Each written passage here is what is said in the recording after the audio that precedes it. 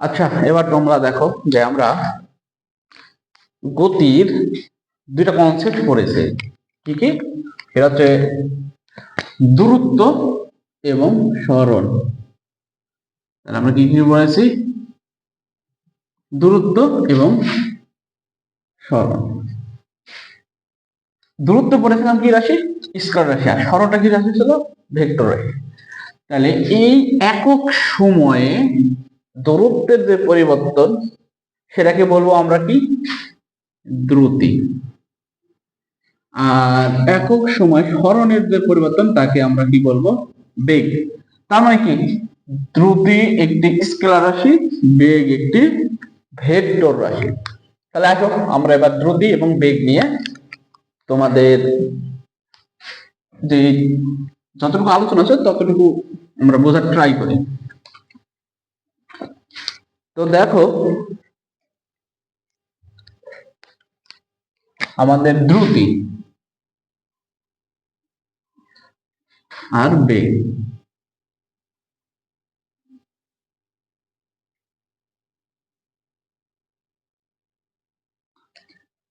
এখন দ্রুতিটা আমাদের যে প্রথমটা কি? এটা হচ্ছে স্কেলার।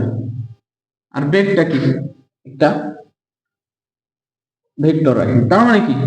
দ্রুতিকে আমরা শুধু মান দ্বারা প্রকাশ করলে হবে, কিন্তু বেগটাকে মান হিসাবে দিকটা আমাদের লাগবে, অর্থাৎ ওখানে নির্দিষ্ট দিক উল্লেখ থাকবে। দেখো দ্রুতিটা সংজ্ঞা থেকে আমরা কি জানি যে সময়ের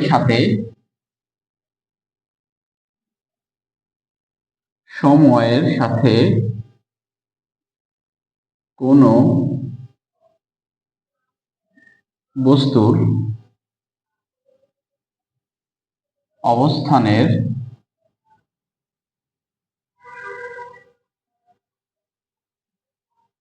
পরিবর্তনকে দ্রুতি বলে। কি বললাম? সময়ের সাথে কোনো বস্তুর অবস্থানের পরিবর্তন হলে তাকে আমরা কি বলবো? দ্রুতি বলবো। তাহলে দ্রুতি সমান সমান তাহলে কি হবে? দেখো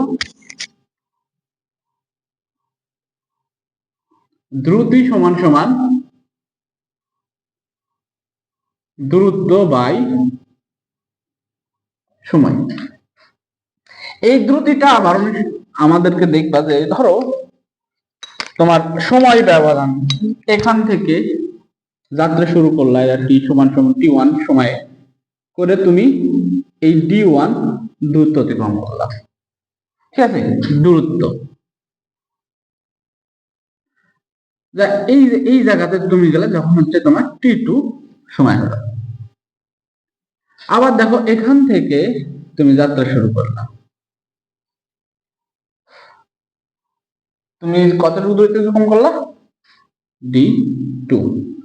তার মানে দেখো তো, সাপোজ মনে করো যে এই সময় তুমি যখন ছিলা ইনিশিয়ালে, দেখো এই জিনিসটা বুঝো, আর তুমি যখন ইনিশিয়ালে ছিলে এই জায়গাতে তোমার সবকিছু শূন্য ছিল, আর এখানে যা কি হলো? থেমে গেলা, এখানেও শূন্য, তাই না? তাই ধরো তুমি এই যে এই মধ্যবর্তী এই দূরত্ব ডি1 তুমি টি1 সময় অতিক্রম করছো। এই সময় দূরত্বটা তুমি ডি2 দূরত্ব টি2 এ তুমি কি করছো? অতিক্রম করেছো। তাহলে তোমার গড় দ্রুতি যদি বলে, তাহলে এদের থেকে এখান থেকে তুমি এখানে গিয়েছো ডি1 দূরত্বে টি1 সময়, এখান থেকে এখানে গেছো ডি1 ডি2 দূরত্বে টি2 সময়। তাহলে আমাদের এখানে যে কনসেপ্ট আসবে সেটাকে আমরা বলবো গড় দ্রুতি। কি বলবো? গড় দ্রুতি। এটার জন্য তো নির্দিষ্ট কোনো দিক থাকবে না। ঠিক আছে? এটা আবার তোমার এই দিকে সোজাসুজি না গিয়ে তুমি আবার পেছন দিকেও ব্যাক করতে পারো, যে না পরবর্তী ডি2 তুমি এখান থেকে তুমি ডি2 দূরত্ব এখানে এতটুকু টি2 সময় অতিক্রম করছো। তার মানে কি গড় দ্রুতি কি হবে? গড় দুটি হবে মোট দূরত্ব ভাগ মোট সময়। তাহলে আমাদের গড় দুটির এইটা ডিরেক্টলি এমসিকিউ তে চলে আসে যে নিচের কোনটি গড় দুটির জন্য সঠিক। তখন তোমাকে এই জিনিসটা মাথায় রাখতে হবে। তো আশা করি তুমি দ্রুতির এই কনসেপ্টটা বুঝতে পারছো, কারণ দ্রুত একটা স্কেলার আসে তাই এটার মানে প্রয়োজন নেই। এবার আসো বেগ। বেগটা কি? বেগটা হচ্ছে সময়ের সাথে সময়ের সাথে কোনো বস্তুর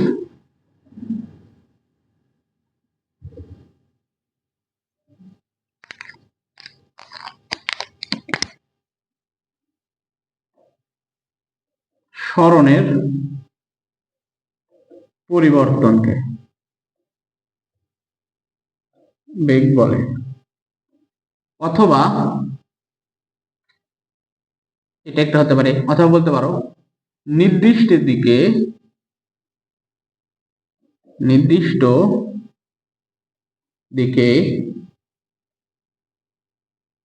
সময়ের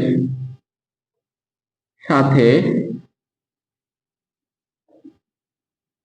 দূরত্বের পরিবর্তনকে বেগ বলে।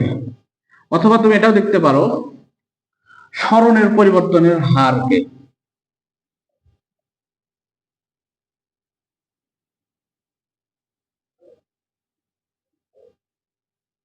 পরিবর্তনের হার। এই হার কথাটা দ্বারা কি নির্দেশ করবে? সময় নির্দেশ করবে। ঠিক আছে, সরণের পরিবর্তনের হারকে আমাদের কি বলে? বেগ বলে।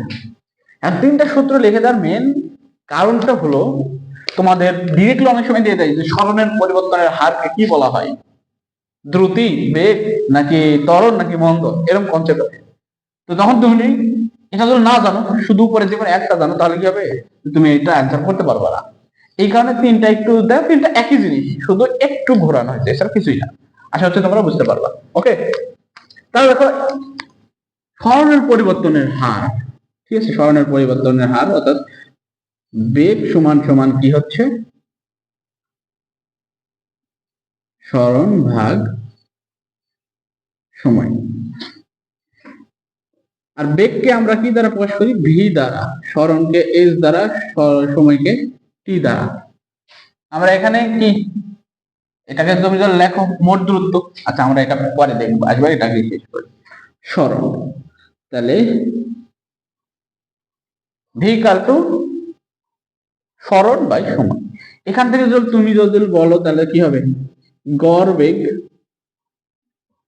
বেগটা কি হবে বলো তো? ভি ইকুয়াল টু এটাকে ডিএস অথবা ডিটি। আচ্ছা, এটা যদি তোমাদের বুঝতে অবস্থা হয় ডেল টি ডেল এ ভাগ ডেল টি, অর্থাৎ মোট সরণ ভাগ মোট সময়। এখন এই জায়গাটা অনেক সময় তোমাদের কনফিউশন অনেক ক্ষেত্রে আসে, সেটা আমরা আস্তে আস্তে তোমাদের সলভ হবে। এতটুকু বুঝছো কিনা তাই বলো? এতটুকু বুঝে যাও, তাহলে আমি সংজ্ঞাটা বুঝে দিয়ে তোমাকে এই দুটা এই জিনিস ডিটেলসলি বোঝানোর ট্রাই করবো। হ্যাঁ, তো একটু খেয়াল করো, আমি এটা মুছে দিলাম, আশা হচ্ছে তোলা হয়েছে। আচ্ছা, একটু সময় দিই তোমাদের তুলে নেওয়ার জন্য।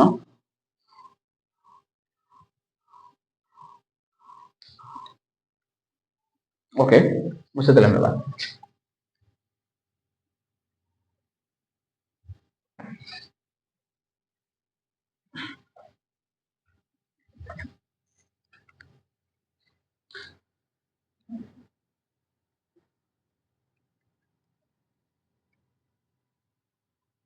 দেখো, এগুলো বুঝতে তোমাদের কি অসুবিধা হয়েছে? এর আগের গুলা মানে বুঝতে পারছো তো, আশা করতেছি।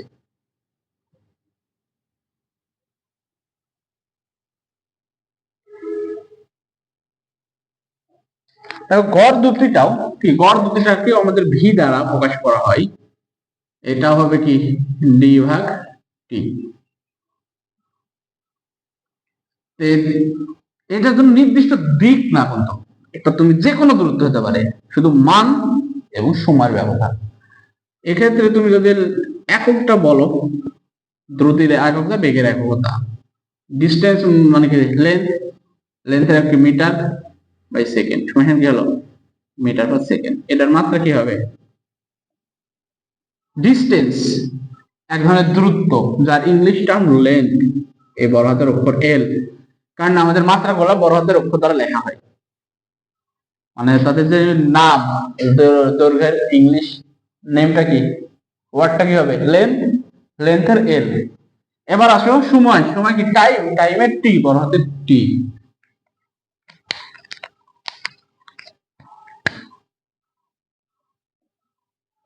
এটা টি ভাগাকার আছে, উপরে দিলে ইনভার্স হয়ে গেল, এল টি ইনভার্স 1। সেম বেগের ক্ষেত্রেও সেম একই, এর একক মিটার পার সেকেন্ড, মাত্রা এল টি ইনভার্স 1। তো দ্রুতি আর বেগের মধ্যে শুধু পার্থক্য এতটুকু যে একটা স্কেলার রাশি আর একটা ভেক্টর রাশি, জাস্ট এতটুকুই পার্থক্য। একটার জন্য শুধু মান দরকার, একটার জন্য শুধু কি দিক নির্দিষ্ট থাকবে। একটা সম্পূর্ণ পথ ঘুরে আসতে যে সময় লাগে, সেই টোটাল দূরত্বটাকে আমাদের টোটাল সময় দ্বারা ভাগ করলে যেটা পাবো সেটা থেকে কি পাবো আমরা, গড় ত্রুটি। ওটা যে কোনো পথে, কিন্তু গড় বেগের ক্ষেত্রে কি নির্দিষ্ট দিকে সময়ের সাথে স্বর্ণের পরিবর্তনটা যদি পাই তাহলে সেটা কি বলবো আমরা, গড় বেগ। ঠিক আছে, মোট সরলরেখা বরাবর আমরা যে ক্যালকুলেশন করে সরণগুলো পাবো, সেই সরণগুলোকে প্রতি ক্ষেত্রে যদি আমরা কি করি, সময় দ্বারা যদি ভাগ করি তাহলে যে মানটা পাবো সেটা কি বলবো আমরা, গড় বেগ। তো আমরা এখন আরেকটা টার্মস পড়বো, সেটা হচ্ছে তাৎক্ষণিক দ্রুতি এবং তাৎক্ষণিক বেগ কাকে বলে। মনে রাখবে, তাৎক্ষণিক দ্রুতি আর তাৎক্ষণিক বেগ একই জিনিস, শুধু একটা নির্দিষ্ট দিক থাকবে আর একটা নির্দিষ্ট দিক থাকবে না।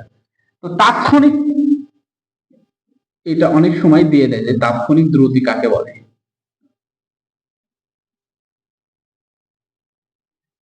তাৎক্ষণিক দ্রুতি মানে কি, সময় ব্যবধান, সময় ব্যবধান অতি অল্প বা শূন্যের কাছাকাছি হলে। শূন্যের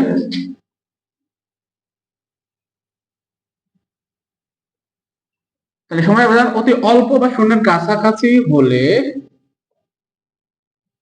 দূরত্বের পরিবর্তনকে, ওই সময় দূরত্বের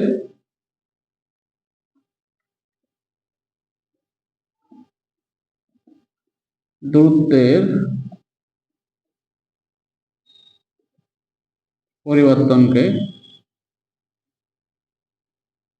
তাৎক্ষণিক দ্রুতি বলে।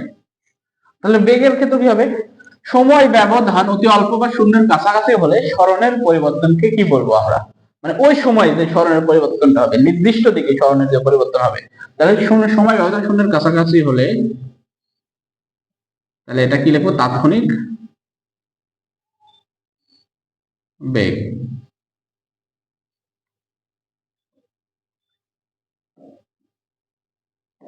সময় ব্যবধান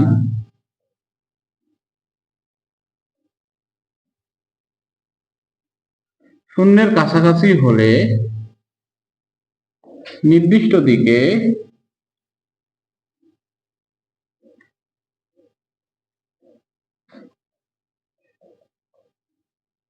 সরণের পরিবর্তনকে বেগ বলে। আশা করছি এতটুকু বুঝছো। আমাদের বেগ নিয়ে আরেকটু পড়াশোনা করা লাগবে, আমি এতটুকু মুছে দেবো, আগে তুলে নাও।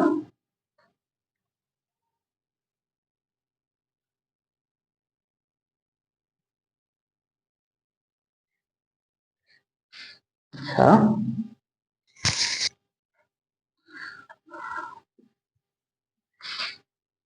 বেগের আর দুইটা কনসেপ্ট শুধু আমরা দেখবো। হ্যাঁ, বেগ একটা দেখবো অসমবেগ, আগে অসমবেগটা দেখবো, তারপরে সুষমবেগটা দেখবো। তো আমরা সুষমবেগ আর অসমবেগ দুইটা একসাথে আগে আমরা গ্রাফে দেখি। হ্যাঁ, এটা গ্রাফ, ধরো এটা,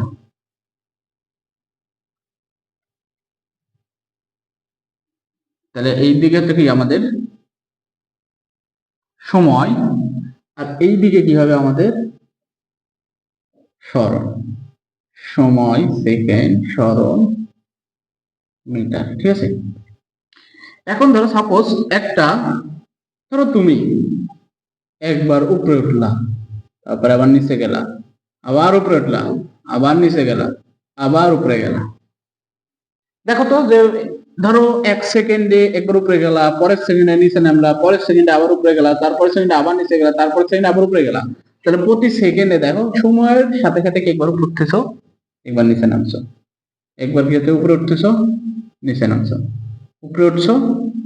তাহলে কি দেখো তো প্রতি সেকেন্ড পর পরে কি তোমার হচ্ছে সময়ের সাথে সাথে স্মরণের কি সিকোয়েন্স বজায় থাকছে, কখনো তোমার নামতেছো, কখনো উঠতেছো, আবার দেখা যাচ্ছে আবার উঠতেছো উঠতেছো উঠতেছো, আবার নামছো নামছো নামছো, এরকম হচ্ছে না? তাহলে সময়ের সাথে সাথে আমাদের কি প্রতি ক্ষেত্রে স্মরণের মানটা কি সেম থাকতেছে? সেম থাকছে না। তাহলে এইটাকে কি বলবো আমরা? অসমবেগ।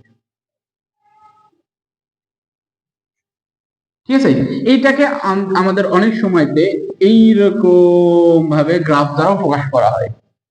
তাহলে এগুলো কি, এটা আমাদের ত্বরণের হিসাবটা পরে বলবো, কারণ সুষম ত্বরণ সুষম মন্দন ওগুলো আমরা পরে দেখবো, হ্যাঁ। কারণ এখানে আমাদের ওই কনসেপ্টটা আসে, তো আমরা এখানে শুধু বুঝবো যে অসম বেগটা কি জিনিস। অসম বেগ সময়ের সাথে সাথে স্মরণের ওঠানামা হয়, কখনো বাড়ে কখনো কমে, মানে একদম একটা সিকোয়েন্স বজায় রাখে না। তাই কি বলবো আমরা? অসম বেগ বলবো। কিন্তু সুষম বেগ কি?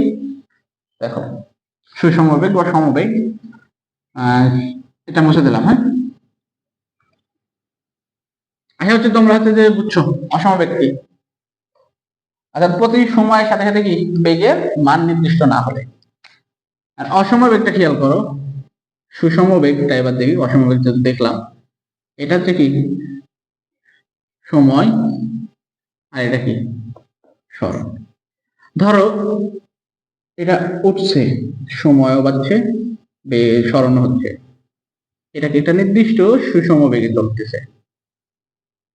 তারপর দেখো একটা নির্দিষ্ট হারে চলে গেল, এটা সুষম। আর এই যে এখানে আরেকটা কথা আছে, সেটা হচ্ছে সমবেগ।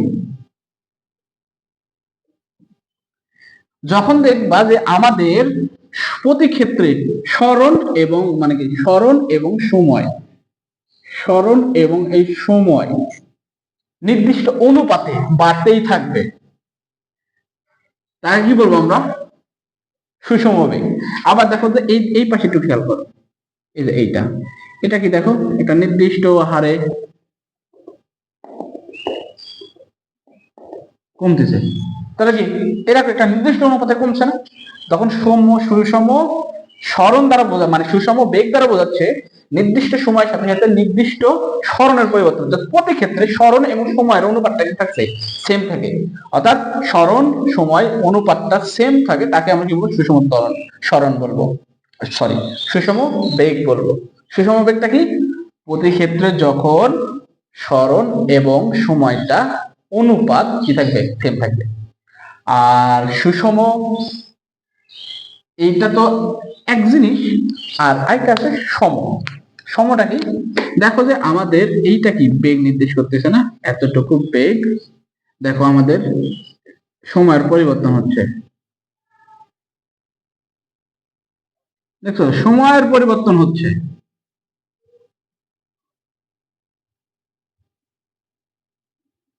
কিন্তু দেখো তো যে এই T1 সময় ধরলাম, এটা T2, এটা T3, এটা T4, এগুলাতে সময়ের পরিবর্তন হয়েছে? হয়নি। যেহেতু সময়ের সাথে সাথে স্মরণের পরিবর্তন হয় নাই, প্রতি ক্ষেত্রে ওই স্মরণটা সেমই আছে, এটাকে বলবো আমরা কি? সমবেগ। অর্থাৎ সময়ের সাথে সাথে আমাদের কি বেগের কোনো পরিবর্তন হয়নি, অর্থাৎ স্মরণের কোনো পরিবর্তন হয়নি। তাহলে এটাকে কি বলবো আমরা?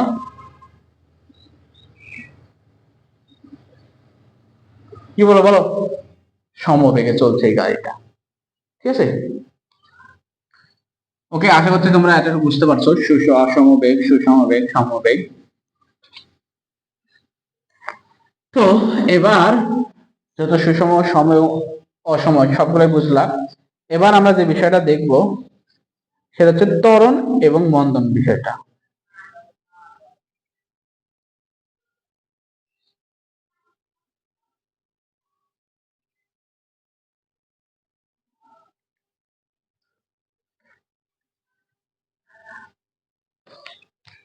ত্বরণটা কি? ত্বরণ এবং মন্দন। ত্বরণটা হচ্ছে যে একক সময়, অর্থাৎ নির্দিষ্ট দিকে। ত্বরণ কি একটা ভেক্টর রাশি, মনে রাখো। ত্বরণ কি? ত্বরণের মধ্যে দুইটাই কি ভেক্টর রাশি, এটাও ভেক্টর রাশি, এটাও ভেক্টর রাশি। তাহলে নির্দিষ্ট দিকে সময়ের সাথে বেগ বৃদ্ধির হারকে ত্বরণ বলে। মন্দনটা কি হবে? ঠিক তার উল্টাটা। কি হবে? নির্দিষ্ট দিকে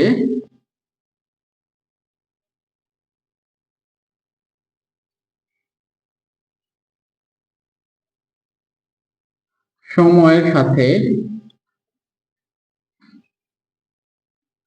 বেগ হ্রাসের হার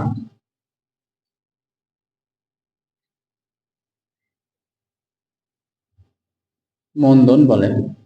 অর্থাৎ যদি সময়ের সাথে সাথে কি বেগ বৃদ্ধি পায় তাকে কি বলবো আমরা? সরণ বলবো। আর যদি হ্রাস পায় তাহলে সেটাকে কি বলবো আমরা? মন্দন বলবো। দুইটা একই জিনিস, শুধু একটা হ্রাস পাবে একটা বৃদ্ধি পাবে, দুটো একই কনসেপ্ট, শুধু একটা বৃদ্ধি আর একটা হ্রাস। তাহলে কি হবে দেখো তো, ত্বরণ এ দ্বারা প্রকাশ করা হয়, অ্যাক্সিলারেশন, তাই না? তাহলে এ ইকুয়াল টু বেগ বাই সময়। এটাকে আমরা কি বলছি? ত্বরণ বলছি। আর এটার আগে যদি ভি ভাগ টি দিই তাহলে এটা কি হবে? মন্দন হয়ে যাবে।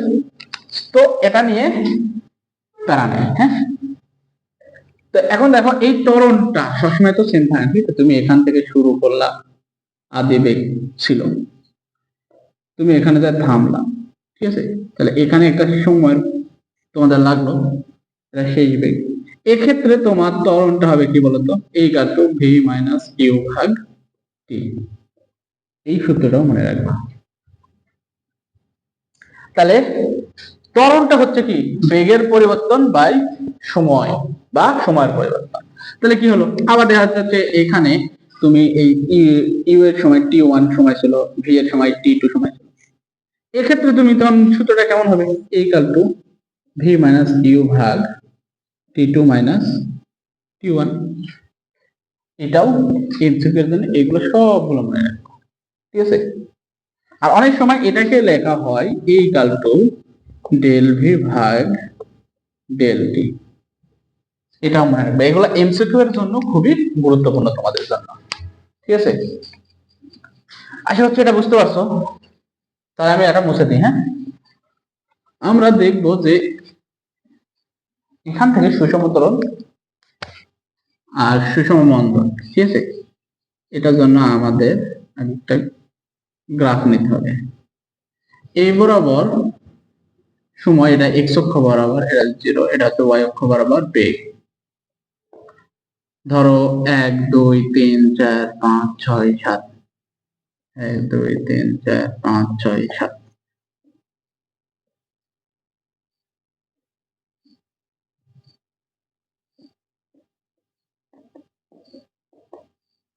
ঠিক আছে? এখান থেকে ধর তুমি যাত্রা শুরু করেছো করে বা যাচ্ছ,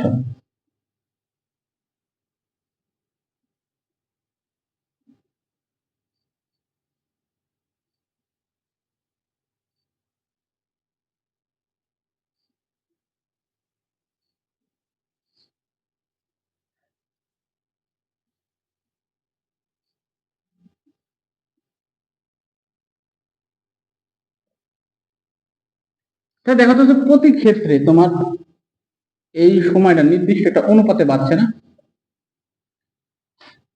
এটাকেই বলবো আমরা সুষম ত্বরণ, অর্থাৎ বস্তুটি সুষম ত্বরণে যাচ্ছে। এটাকে আমরা কি বলবো? সমত্বরণ। অর্থাৎ এই জাতীয় সমত্বরণ মানে কি? এখানে ত্বরণ, দেখো বেগের কি কোনো পরিবর্তন হয়েছে? আদি বেগ এবং শেষ বেগ। আদিবেগ ধরলাম, এখানে কি 6, এখানেও কি 6 না?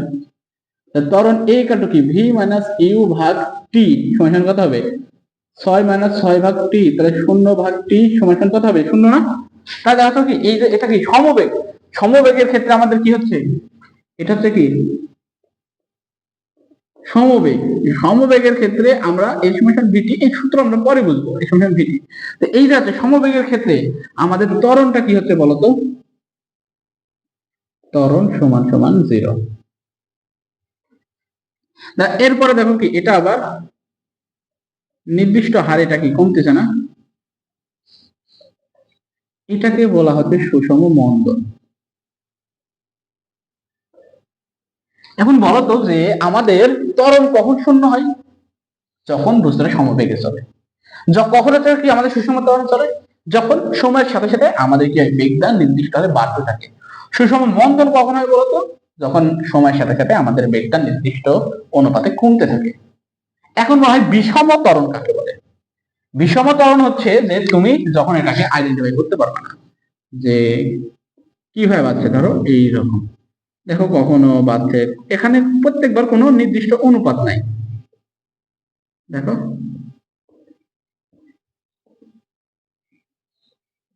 কোন নির্দিষ্ট সিকোয়েন্স মেনটেন করছে না, এটাকে বলা হচ্ছে বিষম ত্বরণ বা অসম ত্বরণ যেটাকে বলা হয়। অসম বিষম একই কথা, ঠিক আছে, সমান না। আর নির্দিষ্ট অনুপাতে যদি আমাদের সময়ের সাথে বেগটা বৃদ্ধি পায় তাহলে সেটাকে আমরা কি বলবো? বস্তুটা সুষম ত্বরণে চলছে।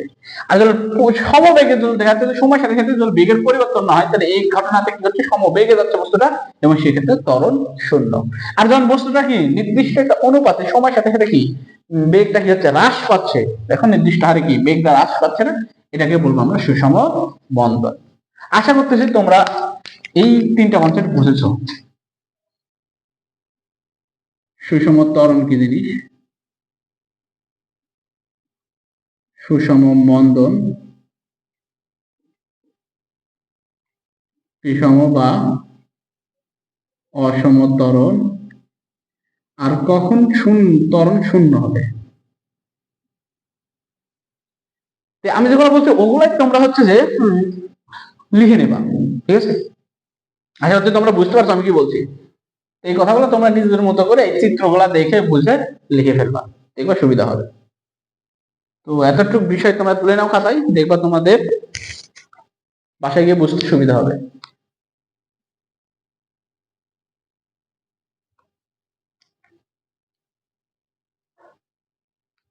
তাহলে বুঝলা তো নাকি ত্বরণ আর মন্দন বিষয়টা?